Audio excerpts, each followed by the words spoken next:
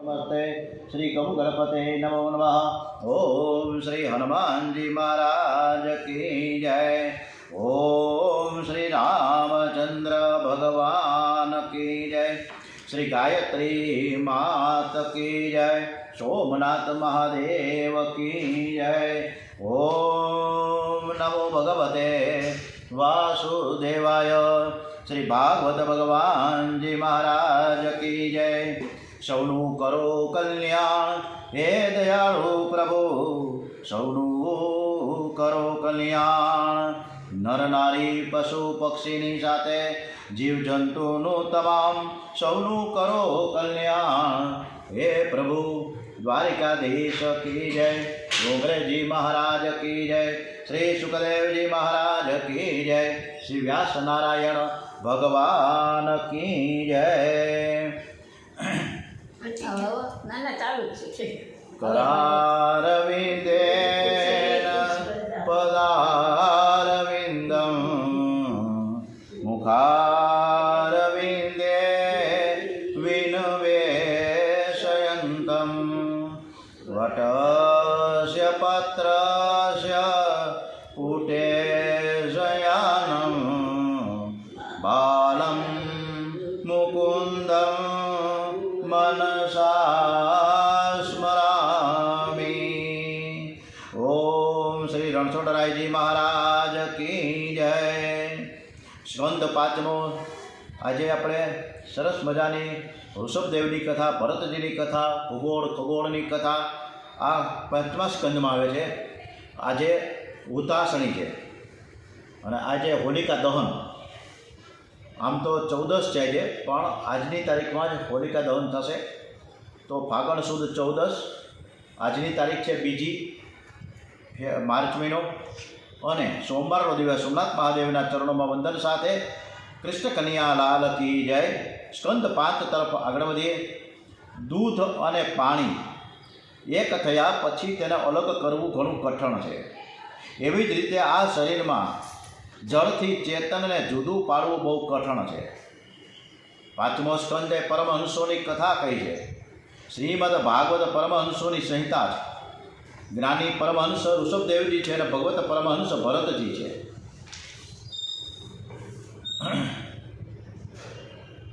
જ્ઞાની પુરુષોને સંસાર બાધક થતો નથી। જ્ઞાની પુરુષો સ્વેચ્છાથી જીવતા નથી। જ્યારે ભાગવત પરમહંસો ભગવત ઈચ્છાથી પ્રારબ્ધથી જીવે છે। આ બંને નિષ્ઠા એક જ છે, પણ માર્ગ જુદા જુદા છે।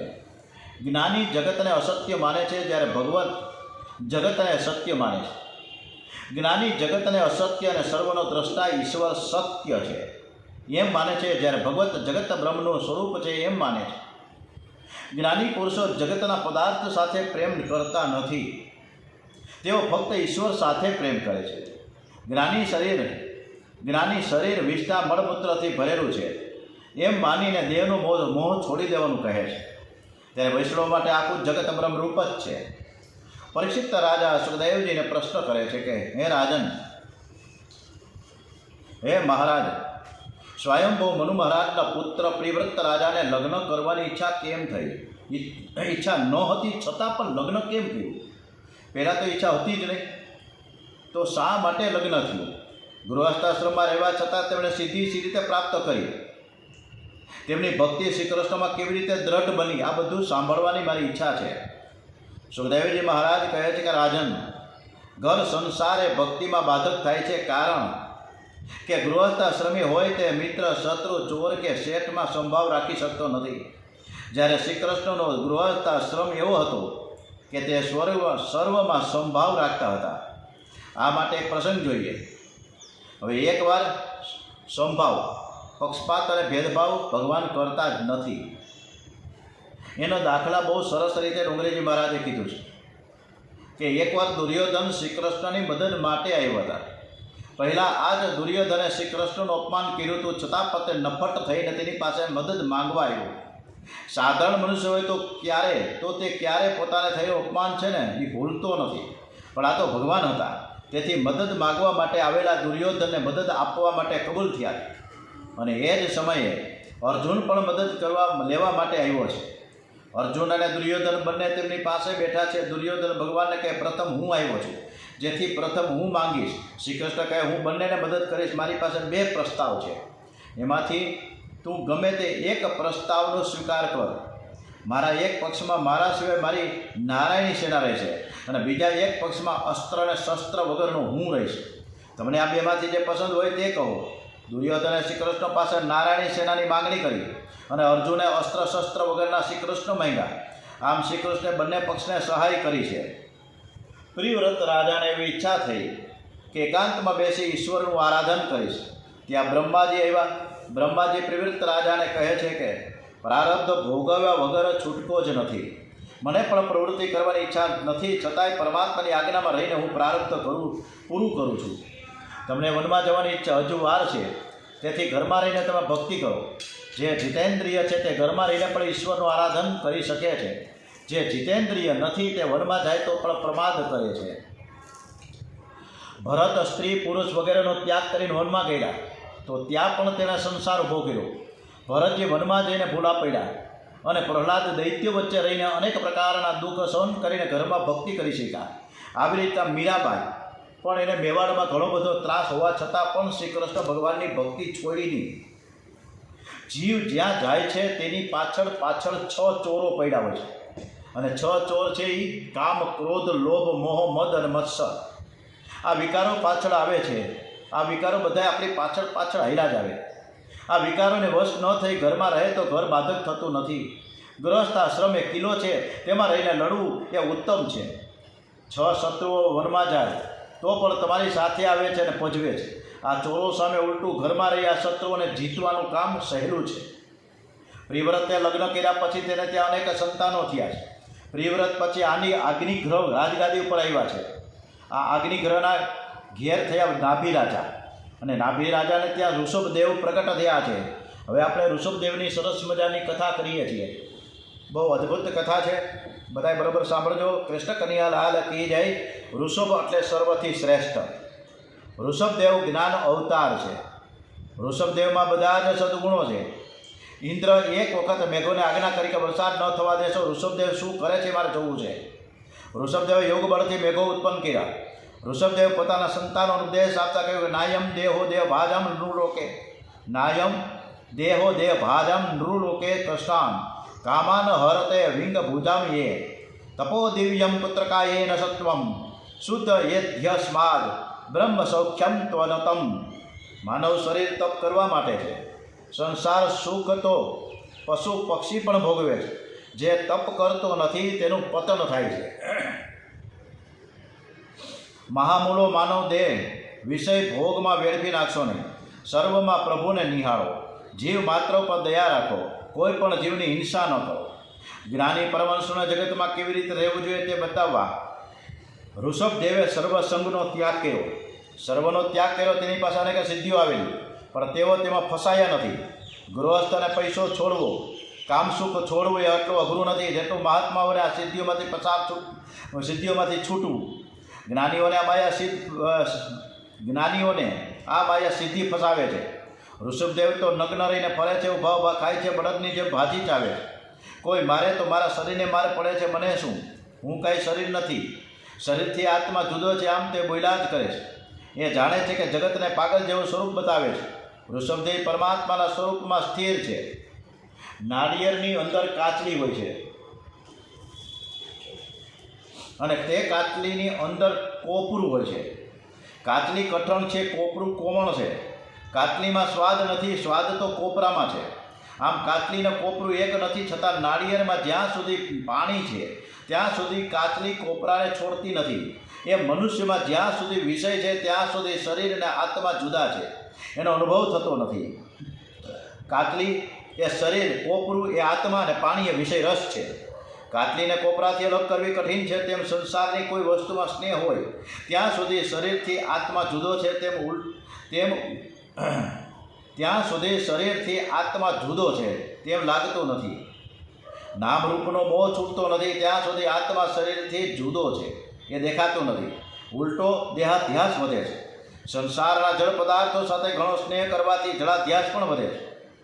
બ્રહ્મ જ્ઞાન વગર, વૈરાગ્ય વગર ટકતું નથી.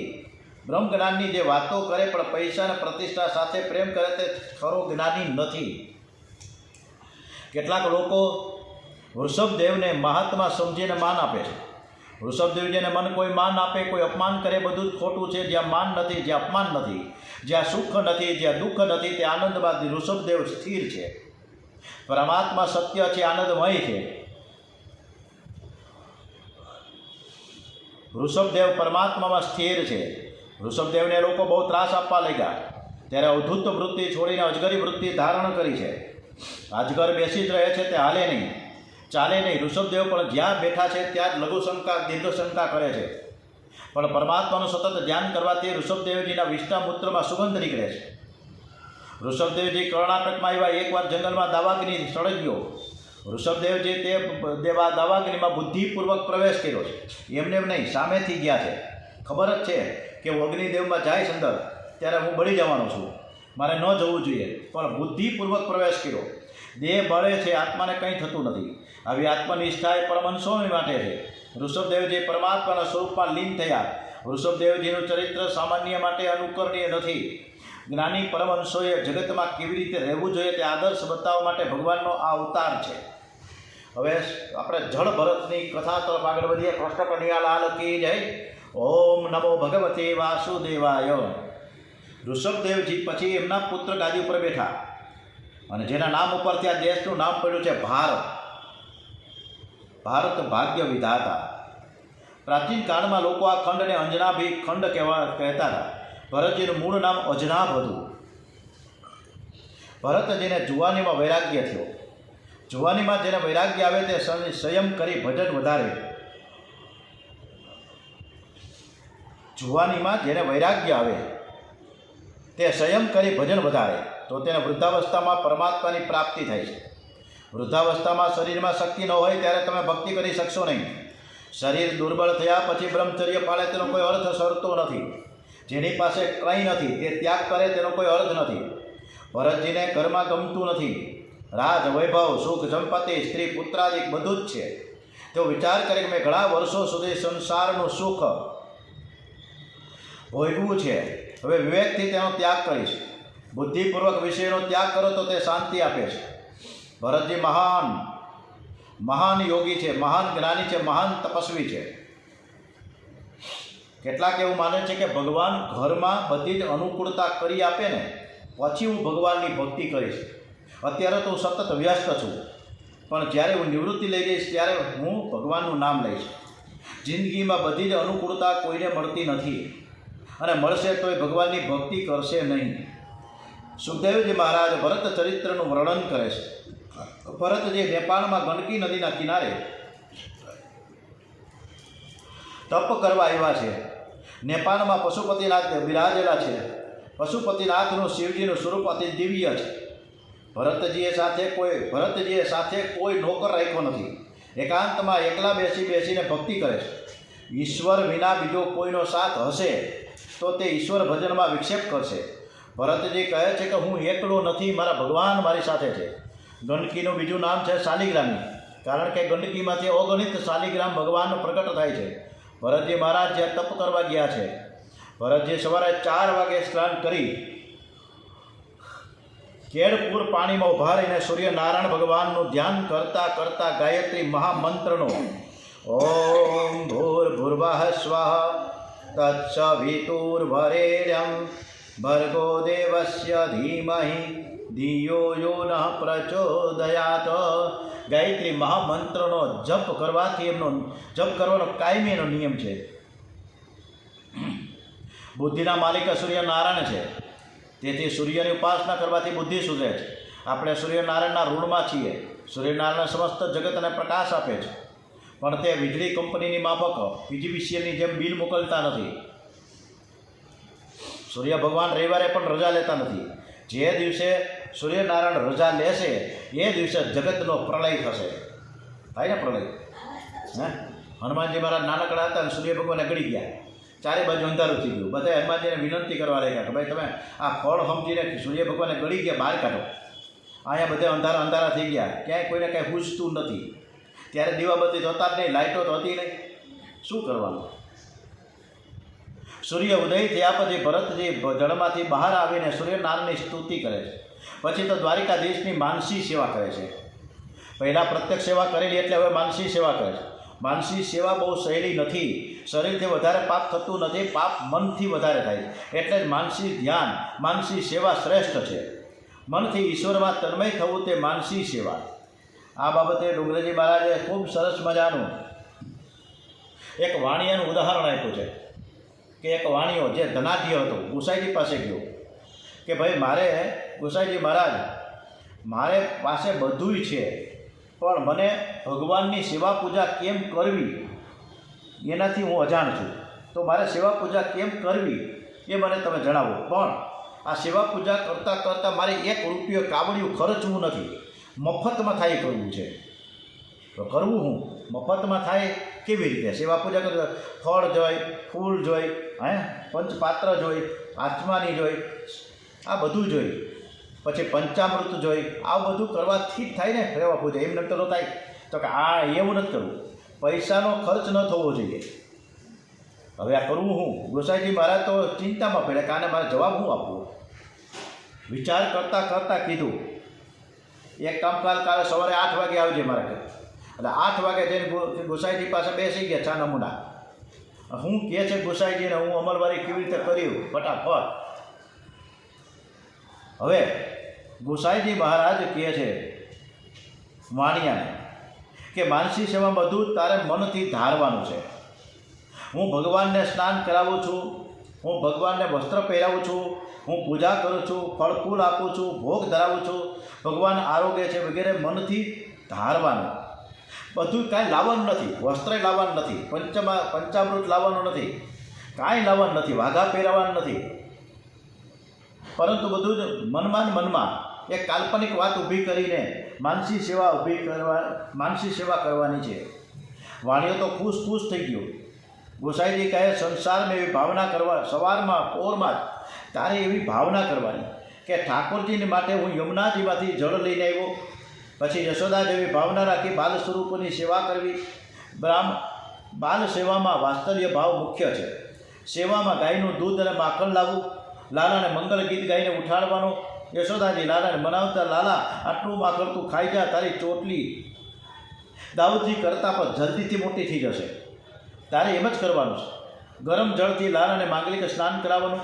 પછી ઠાકોરજીને શૃંગાર કરવો, કન્યો કહે તેવું પિતાંબર પહેરાવવું, પછી કન્યાને નૈવેદ્ય ધરવું, લાલો આરોગ્ય છે તેવી ભાવના કરવી. ત્યારબાદ આરતી ઉતારવી બધી, અને પછી ક્ષમા પ્રાર્થના કરવી.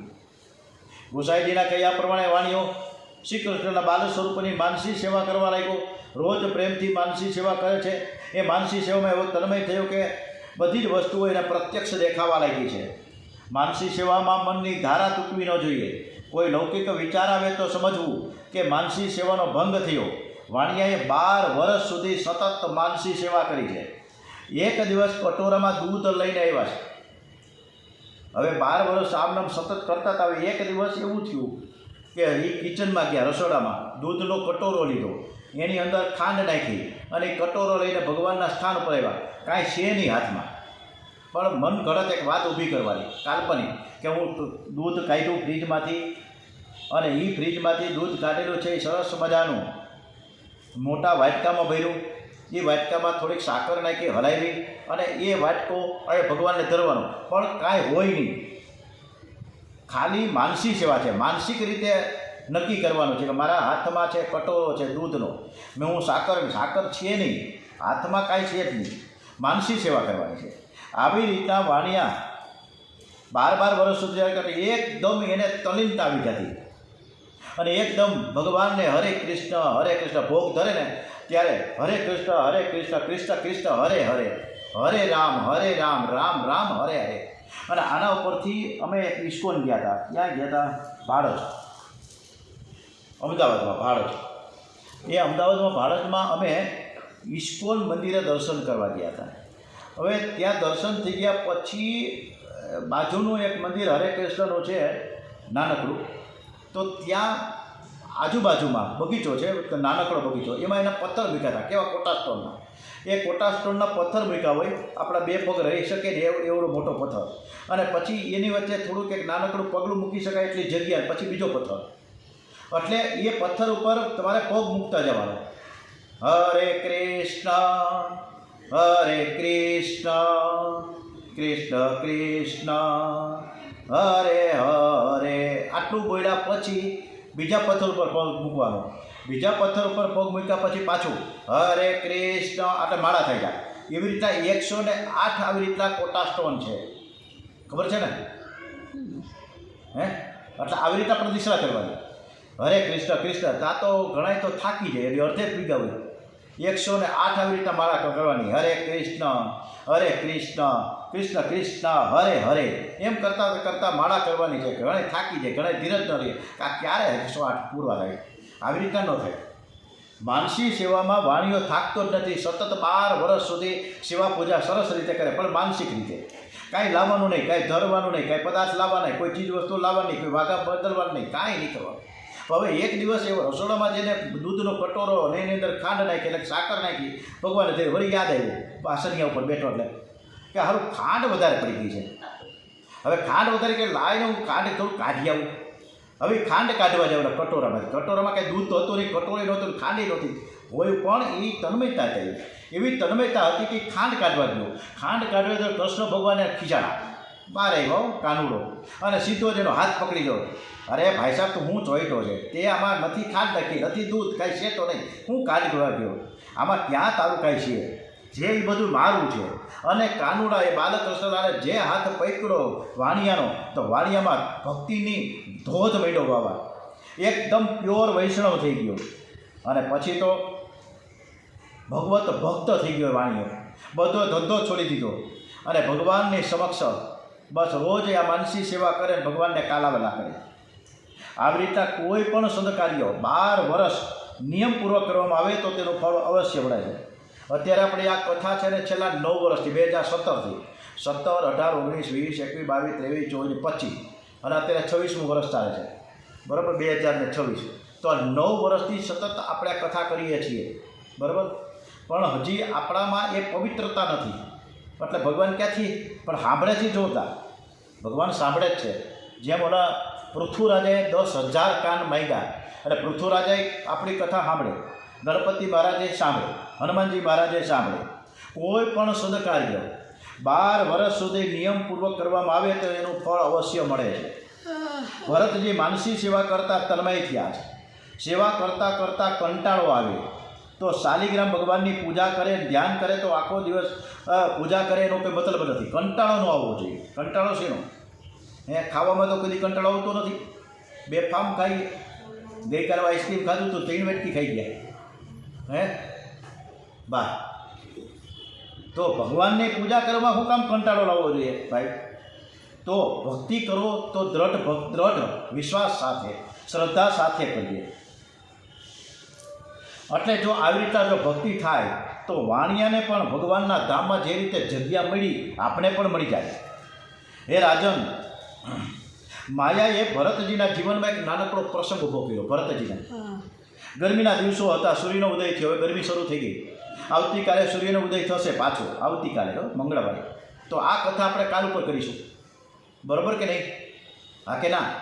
એટલે આજે આ કથાને વિરામ આપીએ, કારણ કે સમય થઈ ગયો છે.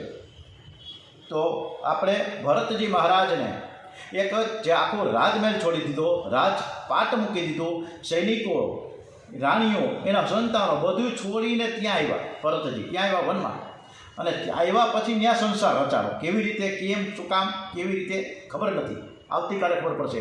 બોલીએ શ્રી કૃષ્ણ કનૈયાલાલ કી જય. ઓમ નમો ભગવતે વાસુદેવાય. શ્રી રામ જય રામ જય જય રામ. સોમનાથ મહાદેવ કી જય. ઓમ ત્ર્યંબકમ યજામહે સુગંધિમ પુષ્ટિવર્ધનમ ઉર્વારુકમિય બંધના મૃત્યોર્મોક્ષયમામૃતાत्. ઓમ ત્ર્યંબકમ યજામહે સુગંધિમ પુષ્ટિવર્ધનમ ઉર્વારુકમિય બંધના. ઓમ ત્ર્યંબકમ ઉર્વારુકમિય બંધના મૃત્યોર્મોક્ષયમામૃતાत्. ઓમ ત્ર્યંબકમ યજામહે સુગંધિમ પુષ્ટિવર્ધનમ उर्वारुकमिय बंधना मृत्युर्मोक्ष्यमामृतात् ओम त्र्यंबकं यजामहे सुगंधिं पुष्टिवर्धनम् उर्वारुकमिय बंधना मृत्युर्मोक्ष्यमामृतात् ओम त्र्यंबकं यजामहे मामृतात्। बोले श्री गायत्री माता की जय। ओम भूर्भुवः स्वः भर्गो देवस्य धीमहि धियो यो नः प्रचोदयात्। ओम भूर्भुवः स्वः तत्सवितुर्वरेण्यं भर्गो देवस्य धीमहि धियो यो नः प्रचोदयात्। ओम भूर्भुवः स्वः तत्सवितुर्वरेण्यं भर्गो देवस्य धीमहि धियो यो नः प्रचोदयात्। ओम भूर्भुवः स्वः तत्सवितुर्वरेण्यं भर्गो देवस्य धीमहि धियो यो नः प्रचोदयात्। ओम भूर्भुवः स्वः तत्सवितुर्वरेण्यं भर्गो देवस्य धीमहि धियो यो नः प्रचोदयात्। ओम भूर्भुवः स्वः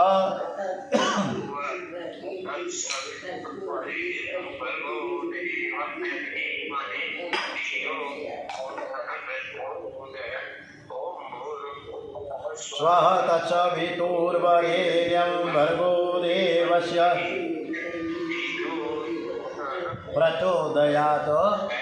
मात की जय।